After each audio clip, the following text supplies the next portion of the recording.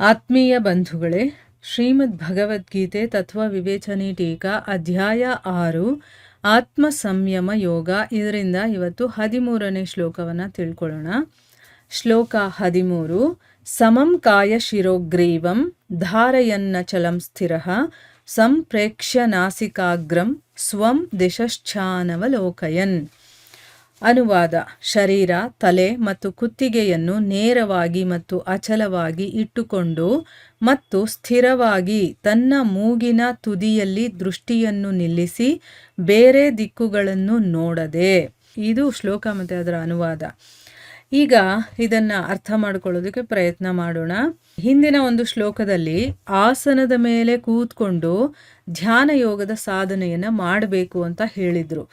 ಈಗ ಅದನ್ನೇ ಸೃಷ್ಟೀಕರಣ ಮಾಡೋದಕ್ಕೋಸ್ಕರ ಹೇಗೆ ಆ ಆಸನದಲ್ಲಿ ಕೂತ್ಕೋಬೇಕು ಅನ್ನೋದನ್ನೆಲ್ಲ ಹೇಳಬೇಕಲ್ಲ. ಸೊ ಅದಕ್ಕೋಸ್ಕರ ಇಲ್ಲಿ ಆಸನದಲ್ಲಿ ಹೇಗೆ ಕೂತ್ಕೋಬೇಕು, ಆ ಸಾಧಕನ ಭಾವ ಹೇಗಿರಬೇಕು, ಮತ್ತು ಅವನು ಯಾವ ಯಾವ ನಿಯಮಗಳ ಪಾಲನೆಗಳನ್ನು ಮಾಡಬೇಕು, ಮತ್ತು ಯಾವ ರೀತಿ ಅವನು ಯಾರ ಧ್ಯಾನವನ್ನು ಮಾಡಬೇಕು, ಇದೆಲ್ಲವನ್ನೂ ಕೂಡ ಈ ಒಂದು ಶ್ಲೋಕ ಮತ್ತು ಇನ್ನೊಂದು ಶ್ಲೋಕ 2 ಶ್ಲೋಕಗಳಲ್ಲಿ ಹೇಳ್ತಾನೆ. ಈಗ ಈ ಶ್ಲೋಕದಲ್ಲಿ ಏನು ಹೇಳ್ತಾ ಇದ್ದಾನೆ? ಶರೀರ, ತಲೆ ಮತ್ತು ಕುತ್ತಿಗೆಯನ್ನು ನೇರವಾಗಿ ಮತ್ತು ಅಚಲವಾಗಿ, ಅಂದರೆ ಏನು, ಸ್ಟ್ರೈಟಾಗಿರಬೇಕು. ನಾವು ನೋಡಿದ್ರೆ ಒಂದು ಕಡ್ಡಿ ಹೇಗೆ ಸ್ಟ್ರೈಟಾಗಿರುವಂಥದ್ದು ಇರುತ್ತೋ ಆ ರೀತಿ ನಮ್ಮ ಶರೀರ, ತಲೆ, ಕುತ್ತಿಗೆ ಇದು ನೇರವಾಗಿರಬೇಕು. ಮತ್ತು ಅಚಲವಾಗಿ ಅಂದರೆ ಸ್ವಲ್ಪನೂ ಹಲಗಾಡದೆ ಇಟ್ಕೊಂಡಿರಬೇಕು. ಮತ್ತು ಸ್ಥಿರವಾಗಿ ಅಂತಂದರೆ ಏನು, ಇಲ್ಲಿ ಸ್ಥಿರ ಸುಖಮಾಸನಂ ಅಂತ ಹೇಳ್ತಾರೆ. ಅದರಲ್ಲಿ ಅರ್ಥ ಏನು ಹೇಳಿದ್ದಾರೆ ಅಂದರೆ ಹೆಚ್ಚು ಸಮಯದವರೆಗೆ ಸುಖವಾಗಿ ಸ್ಥಿರವಾಗಿ ಕೂತ್ಕೊಳ್ಳೋದನ್ನು ಆಸನ ಅಂತ ಹೇಳೋದು. ಆಯಿತಾ? ಈ ರೀತಿ ನಾವು ಸ್ಥಿರವಾಗಿ ನಮಗೆ ಆರಾಮಾಗಿರಬೇಕು.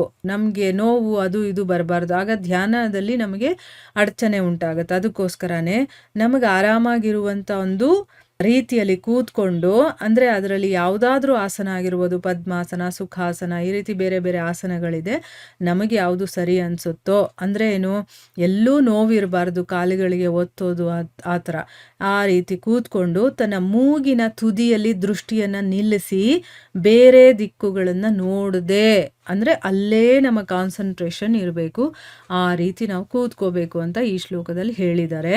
ಮೊದಲನೇ ಪ್ರಶ್ನೆ ಏನು ಅಂತಂದರೆ, ಶರೀರ, ತಲೆ ಮತ್ತು ಕತ್ತನ್ನು ಸಮ ಮತ್ತು ಅಚಲವಾಗಿ ಇಟ್ಕೊಳ್ಳೋದು ಅಂತಂದರೆ ಏನು ಅಂತ ಪ್ರಶ್ನೆ ಕೇಳಿದ್ದಾರೆ. ಉತ್ತರ ಏನು ಅಂತಂದರೆ, ಇಲ್ಲಿ ತೊಡೆಯಿಂದ ಮೇಲ್ಗಡೆ, ಈಗ ಕೂತ್ಕೊಂಡಾಗ ತೊಡೆ ಭಾಗದಿಂದ ಮೇಲ್ಗಡೆ ಭಾಗ ಇದೆಯಲ್ಲ, ಮತ್ತು ಕತ್ತಿನಿಂದ ಕೆಳಭಾಗ, ತೊಡೆಯಿಂದ ಮೇಲ್ಭಾಗ ಮತ್ತು ಕತ್ತಿನಿಂದ ಕೆಳಭಾಗದ ಹೆಸರನ್ನು ಕಾಯ ಅಂತ ಹೇಳ್ತಾರೆ. ಅಂದರೆ ಏನು, ಶರೀರ ಅಂತ ಹೇಳ್ತಾರೆ.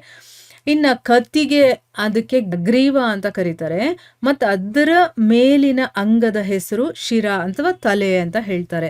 ಸೊಂಟವನ್ನು ಮತ್ತು ಹೊಟ್ಟೆಯನ್ನು ಹಿಂದೆ ಮುಂದೆ ಎಡ ಬಲ ಯಾವ ಕಡೆನೂ ಬಾಗಿಸ್ಬಾರದು. ಅಂದರೆ ಏನು, ಬೆನ್ನೆಲುಬನ್ನು ನೆಟ್ಟಗಿಟ್ಕೊಂಡು ಕತ್ತನ್ನು ಸಹ ಯಾವ ಕಡೆನೂ ಬಾಗಿಸ್ದೆ, ಶಿರವನ್ನು ಅಂದರೆ ತಲೆಯನ್ನು ಅತ್ತ ಇತ್ತ ತಿರುಗಿಸ್ದೆ, ಹೀಗೆ ಮೂರನ್ನು ಕೂಡ ಒಂದೇ ನೇರಕ್ಕೆ ಇಟ್ಕೊಂಡು ಸ್ವಲ್ಪವೂ ಅಲ್ಲಾಡಕ್ಕೆ ಬಿಡಬಾರ್ದು. ಇದೇ ಇವೆಲ್ಲವನ್ನು ಸಮ ಮತ್ತು ಅಚಲವಾಗಿ ಇಟ್ಕೊಳ್ಳೋದು ಅಂತಂದರೆ ಅರ್ಥ. ಈಗ ಅರ್ಥ ಆಗಿದೆ ಅಲ್ವಾ? ಮುಂದಿನ ಪ್ರಶ್ನೆ ಏನು ಅಂತಂದರೆ, ಶರೀರ ಮೊದಲಾದವನ್ನು ಅಚಲವಾಗಿಟ್ಕೊಳ್ಳೋದಕ್ಕೆ ಆದಮೇಲೆ ಮತ್ತೆ ಸ್ಥಿರವಾಗೋದಕ್ಕೆ ಯಾಕೆ ಹೇಳ್ತಾ ಇದ್ದಾರೆ? ಇದರಲ್ಲಿ ಏನಾದರೂ ಹೊಸ ಮಾತಿದೆಯಾ ಅಂತಂದ್ಬಿಟ್ಟು ಕೇಳ್ತಾ ಇದ್ದಾರೆ. ಈಗ ನಾವು ಭಾವಾರ್ಥದಲ್ಲಿ ತಿಳ್ಕೊಂಡ್ವಲ್ವಾ, ಅಚಲವಾಗಿಟ್ಕೋಬೇಕು, ನೇರವಾಗಿಟ್ಕೋಬೇಕು ಅಂತ ಹೇಳಾದ್ಮೇಲೆ ಮತ್ತೆ ಸ್ಥಿರ ಅಂತ ಯಾಕೆ ಹೇಳಿದ್ದಾರೆ? ಅದಕ್ಕೇನಾದರೂ ಬೇರೆ ಅರ್ಥ ಕೊಡುತ್ತಾ ಅಂತಂದ್ಬಿಟ್ಟು ಇಲ್ಲಿ ಪ್ರಶ್ನೆ ಕೇಳಿದ್ದಾರೆ.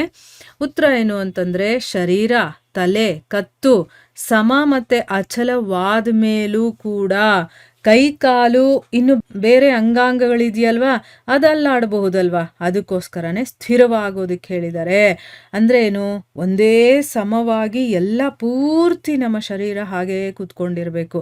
ಧ್ಯಾನದ ಸಮಯದಲ್ಲಿ ಕೈ ಕಾಲುಗಳನ್ನು ಯಾವುದೇ ಆಸನದ ನಿಯಮದ ಹಾಗೆ ಇಡೋದಕ್ಕಾಗತ್ತೆ. ಅಂದರೆ ಯಾವುದಾದ್ರೂ ಒಂದು ಆಸನದಲ್ಲಿ ಕೂತ್ಕೊಳ್ಳಿ ಅಂತ ಹೇಳ್ತಾರೆ, ಆಯಿತಾ? ಆದರೆ ಅದನ್ನು ಸ್ಥಿರವಾಗಿ ಅವಶ್ಯಕವಾಗಿ ನಾವು ಇಟ್ಕೋಬೇಕು.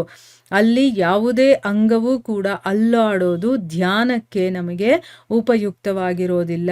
ಏನಾದರೂ ಒಂಚೂರು ನಮಗೆ ಅಲ್ಲಾಡ್ತು ಅಂತಂದರೆ ಧ್ಯಾನದಿಂದ ನಾವು ಭಂಗವಾಗ್ಬಿಡ್ತೀವಿ. ಅದಕ್ಕೋಸ್ಕರನೇ ಎಲ್ಲ ಅಂಗಗಳನ್ನು ಅಚಲವಾಗಿಸ್ಕೊಂಡು ಎಲ್ಲ ರೀತಿಯಿಂದಲೂ ಕೂಡ ಸ್ಥಿರವಾಗಿರಬೇಕು ಅನ್ನೋದು ಇದರ ಅರ್ಥ. ಈಗ ನೇರವಾಗಿ ಕೂತ್ಕೊಂಡಿದ್ದೀವಿ, ಆಮೇಲೆ ನಮ್ಮ ಶರೀರ, ತಲೆ ಮತ್ತು ಕುತ್ತಿಗೆ ಇದನ್ನು ನೇರವಾಗಿಟ್ಕೊಂಡು ಅದನ್ನು ಅಚಲವಾಗಿಟ್ಕೊಂಡ್ವಿ. ಆದರೆ ಇನ್ನು ಕಾಲು, ಕೈ, ಇನ್ನೂ ಬೇಕಾದಷ್ಟು ಅಂಗಾಂಗಗಳಿದೆಯಲ್ಲ, ಅದನ್ನು ಕೂಡ ಒಂದು ಭಂಗಿಯಲ್ಲಿ ನಾವು ಕೂತ್ಕೊಂಡ್ವಿ ಅಂತಂದಮೇಲೆ ಅದನ್ನು ಸ್ವಲ್ಪನೂ ಅಲುಗಾಡಿಸ್ಬಾರ್ದು. ಅದಕ್ಕೆ ಇಲ್ಲಿ ಮತ್ತೆ ಸ್ಥಿರವಾಗಿ ಅಂತ ಹೇಳಿದ್ದಾರೆ. ಸ್ಥಿರವಾಗಿ ಇಟ್ಕೊಂಡು ಕೂತ್ಕೋಬೇಕು ಆಸನದಲ್ಲಿ ಅನ್ನೋದಕ್ಕೋಸ್ಕರ ಇಲ್ಲಿ ಆ ರೀತಿ ಹೇಳಿದ್ದಾರೆ ಅನ್ನೋದು ಇದರ ಅರ್ಥ. ಸೊ ಇಲ್ಲಿಗೆ ನಾವು ನಿಲ್ಲಿಸೋಣ. ಹರೇ ಕೃಷ್ಣ.